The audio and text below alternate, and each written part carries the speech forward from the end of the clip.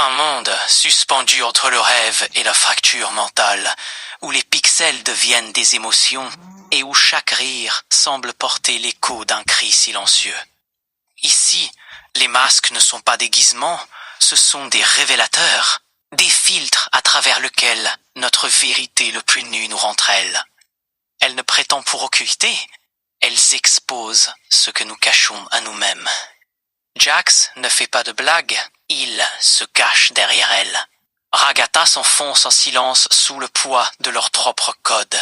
Ici, les masques ne sont pas des déguisements, ce sont des révélateurs, des filtres lesquels transparaît notre vérité la plus nue. Ils ne protègent pas, ils exposent, ils crient ce que nous taisons, ils dansent sur le fil fragile de nos contradictions. Poigny ne cherche pas une sortie, elle cherche une raison d'exister. Jax ne fait pas de blagues, il se cache derrière elle. Ragatha ne réconforte pas, elle tente de se rappeler ce que signifie ressentir. Chaque personnage est une énigme, chaque scène une métaphore, chaque silence un miroir tendu vers notre propre chaos intérieur. Et nous, spectateurs, nous ne regardons pas simplement un dessin animé, nous regardons nous-mêmes, dans un monde où les souvenirs sont des fichiers corrompus, où l'identité est une illusion, et où l'absurde devient la norme. Ce n'est pas une série, c'est une expérience psychologique, une analyse déguisée en spectacle, un poème numérique sur la solitude, la peur et le besoin viscéral de sens. Absolument. Voici une analyse approfondie des personnages de The Amazing Digital Circus et de leur relation symbolique avec la condition humaine, nos comportements et notre existence.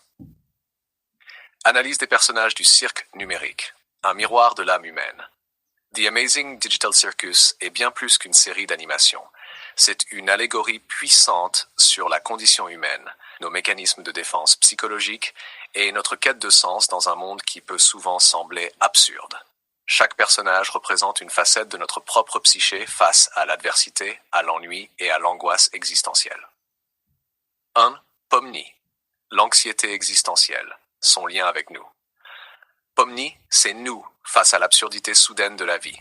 Elle représente la prise de conscience brutale que les règles du jeu, la vie, la société n'ont peut-être pas de sens, que nous sommes peut-être piégés dans une routine ou un système que nous n'avons même pas choisi. Notre comportement, son anxiété permanente, sa recherche frénétique d'une porte de sortie, un sens, un but, une échappatoire, et sa peur de devenir folle, reflètent notre propre quête de sens et notre terreur face au néant. Elle symbolise la crise existentielle moderne. 2. Jax, le cynisme égoïste. Son lien avec nous. Jax représente la réponse cynique à l'absurdité. Face à un monde qui n'a pas de sens, sa solution est de ne plus en chercher et de simplement jouer avec les autres pour son propre amusement. C'est la partie de nous qui, déçue ou traumatisée, se retire et adopte une attitude nihiliste et moqueuse. Notre comportement. Il incarne la tentation de la méchanceté gratuite, de la manipulation et de l'individualisme pur comme mécanisme de survie. Il est la personnification du, puisque rien n'a d'importance, autant s'amuser aux dépens des autres. Ragatha, l'optimisme forcé, son lien avec nous. Ragatha est la façade sociale que nous maintenons. C'est la force qui nous pousse à dire « ça va bien aller » même lorsque tout va mal. Elle représente le besoin désespéré de normalité, de communauté et de positivité pour empêcher l'effondrement mental. Notre comportement.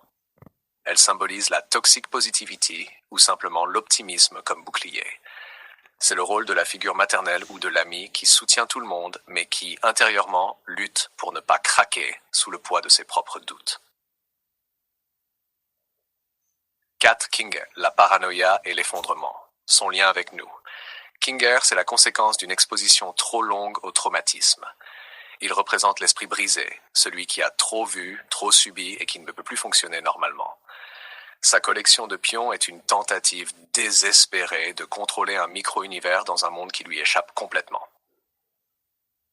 Notre comportement, il est le miroir de nos propres peurs irrationnelles, de nos toys, de nos paranoïas et des traumatismes passés qui hantent notre présent. C'est un avertissement sur les conséquences de ne pas affronter ces démons. Hack 5. Zooble.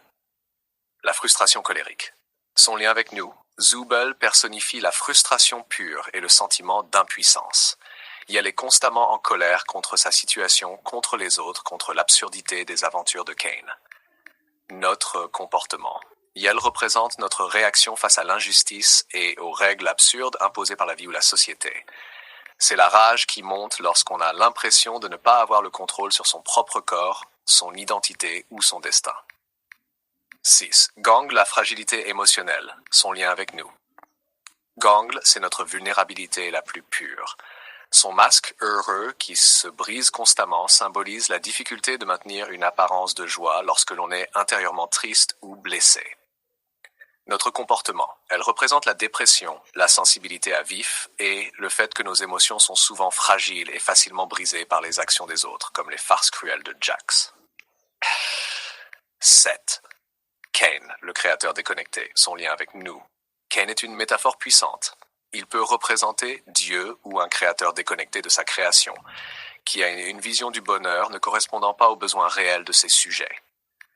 Le système, social, capitaliste, etc., qui nous impose des aventures, un travail absurde, une consommation effrénée en pensant nous divertir, tout en ignorant notre souffrance psychologique. Notre propre voix intérieure qui nous force à jouer le jeu de la vie sociale, même quand nous n'en avons pas envie. Conclusion, le cirque, c'est nous. La raison d'être de ces personnages et leurs actions est un reflet grossi mais fidèle de nos propres existences. Le cirque numérique est une métaphore de la condition humaine. Nous sommes tous piégés dans une réalité dont nous ne comprenons pas toutes les règles. Nous avons oublié qui nous étions avant, notre enfance, notre nature fondamentale. Nous adoptons tous des personnalités, masques, pour faire face à cette réalité. Le cynique, l'optimiste, l'anxieux, le fou, le colérique, le dépressif. Nous cherchons tous une porte de sortie, un sens ultime à notre existence, pour éviter de sombrer dans la folie, la dépression ou le nihilisme. Leur existence et leurs actions ne sont pas qu'un divertissement.